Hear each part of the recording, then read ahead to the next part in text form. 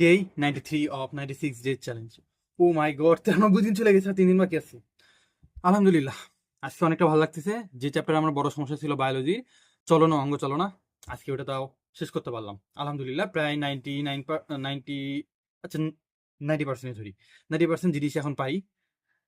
এই চ্যাপ্টারগুলো সমস্যা ছিল, এখন গ্যাপ ক্লিয়ার করার সময় না রিভিশন দেওয়ার সময় আল্লাহ জানে। আর যাই হোক, আমার কালকে প্রাইভেটে আমার বিদায় অনুষ্ঠান হবে, দেখি কি হয়। সময় নাই হাতে, এখন প্রস্তুতি নেওয়া লাগবে।